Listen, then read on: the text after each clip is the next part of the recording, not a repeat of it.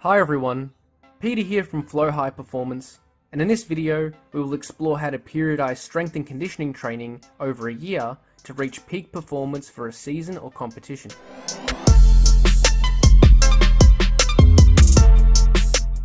The first factor to consider when periodizing training is the competition schedule. The competition schedule essentially refers to when the athlete or team has their competitive matches.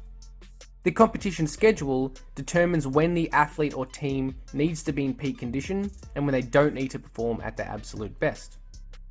So let's continue with our example of a basketball team or athlete that we used in the previous two videos to create a competition schedule for. So we can see here that this team or athlete has competitive games from March to October. Each yellow box indicates a match for that week, with darker colors indicating more important matches.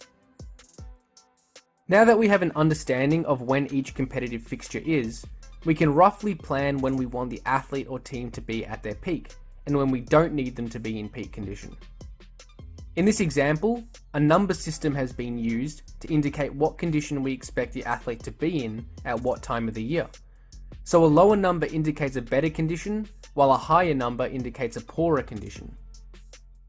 As we can see here, we want this athlete or team to be in the best condition towards the end of the season, since there are many important matches here. These important matches might include finals, or important matches to achieve promotion or to avoid relegation. After the season has finished, the athlete or team will probably be in poor condition, as they will be given time off training and won't be performing specific training methods. We can also see here that the athlete will be in very good condition towards the start of the season, but not in the best condition during the midway point of the season. This is because we cannot have the athlete at their peak for the entire competitive season, so we need to employ more general training methods at some point during the season. This particular stage of the year was chosen to perform more general training as there are fewer important games than other times. So the athlete does not need to be at their absolute best at this midway point during the season. Let's now break the year up into phases. This simply means breaking each phase into the off-season, pre-season, and in-season periods based on our competitive schedule. So as we can see here, we have a 4-week off-season period, a 16-week pre-season period from November to February, and the in-season period lasting from March to October. We can define each phase in the following way. The in-season period simply lasts from the first competitive match to the last competitive match.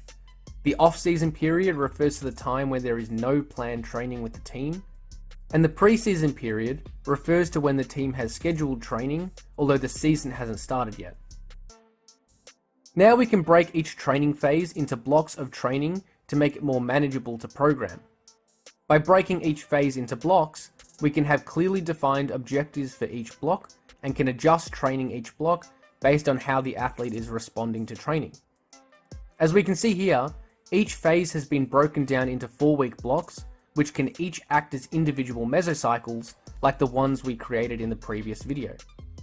The in-season has 8 blocks, the pre-season has 4 blocks, and the off-season doesn't have any planned training. And now we can finally establish what form of training will be conducted at what time of the year. Since we have already explored the programming details of strength and conditioning training in the previous 2 parts of this video series, we will simply be prescribing general training guidelines for the annual plan. So we will establish where our 3 general methods of progression will be employed at what time. So we can see here that the first 2 blocks of the preseason involve an accumulation progression to build work capacity and general structural adaptations. The next 2 blocks of the preseason then follow an intensification progression to have the athlete in better condition leading into the season. Then, 2 realization mesocycles are employed at the beginning of the season to have the athletes in very good shape in accordance with our peaking index. After this, a short accumulation period has been employed to boost general capacity at a time when the athlete doesn't need to peak. An intensification progression has then been prescribed for the next 2 mesocycles, followed by a long realization period. This should have the athlete in absolute peak condition for the end of the season when they need to perform at their best. Thanks for watching, and hopefully you got something out of this video. Remember to subscribe if you haven't already.